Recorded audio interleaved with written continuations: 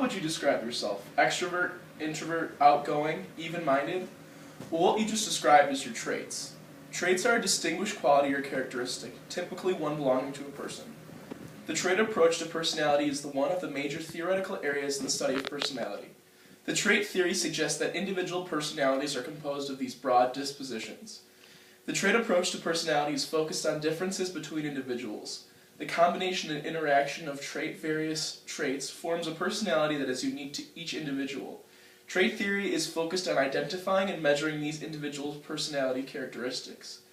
There are 4 different theories used to describe our assigned traits. The first theory was developed in 1936 by Gordon Allport.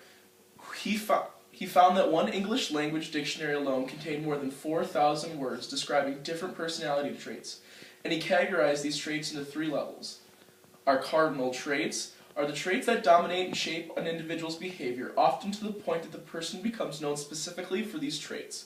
People with such personalities often become so known for these traits that their names are often synonymous with these qualities. Next, we have our central traits, which are the general characteristics found in varying degrees in every person. They are basic building blocks that shape most of our behaviors, such as intelligence, honesty, shyness, or anxiety. These traits are the types of things that we might list in a letter of recommendation to a family or a friend. And lying at the bottom of the hierarchy are the secondary traits. These traits are plentiful but activated only by specific stimuli. These secondary traits explain why at times a person may exhibit behaviors which seem incongruent with other behaviors, such as anxiety when speaking to a group or being impatient in a line.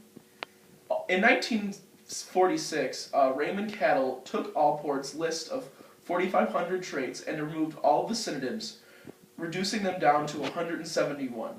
He then asked individuals to rate people whom they knew by the adjectives on the list. Using factor analysis, Cattell generated 16 dimensions of human personality traits: abstractedness, warmth, apprehension, emotional stability, liveliness, openness to change, perfectionism, privateness, intelligence, rule conscientiousness, tension, sensitivity, social boldness, self-reliance, vigilance, and finally dominance. According to Cattell, these 16 traits are the sorts of human personality. He also developed one of the most widely used personality assessments, known as the 16 Personality Factor Questionnaire. Next we have Dr. Hans Eysenck's theory, a personality inventory that is still used today. Eysenck's theory of personality is based along 2 dimensions. Neuroticism/emotional stability is related to moodiness versus even-temperedness.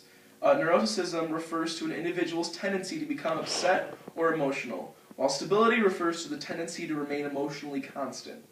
And introversion/extroversion. Introversion involves directing attention to our inner experiences, while extroversion relates to focusing attention outward on other people and the environment. So a person in high introversion might be quiet and reserved, while an individual with high extroversion might be sociable and outgoing. These 2 dimensions are considered high-level supertraits and intersect to form 4 categories. The traits which fall within each of these 4 categories are low-level traits. Finally, we have the 5-factor model, which reached independently by several different psychologists over a number of years. This theory is based on the argument that Cattell's theory had too many personalities, while Eysenck's had too few. As a result, this new theory, often referred to as the Big Five theory, emerged. This 5-factor model of personality represents 5 core traits that interact to form human personality. While researchers tend to disagree about the exact labels of each dimension, the acronym OCEAN is often used to recall the 5 factors and comes from Paul Costa's and Robert McCrae's conceptualization: openness, conscientiousness, extroversion, agreeableness, and neuroticism. While most people that can be described based on their personality traits, theorists continue to debate the number of basic traits that make up human personality. While trait theory has objectively that same personality theories lacked, such as Freud's psychoanalytic theory, it also has weaknesses. Some of the most common criticisms of trait theory center on the fact that the traits are often poor predictors of behavior. While an individual may score high on assessments of a specific trait, he or she may not always behave that way in every situation. Another problem is that trait theories do not address how or why individual differences in personality develop or merge. And that's the trait theory.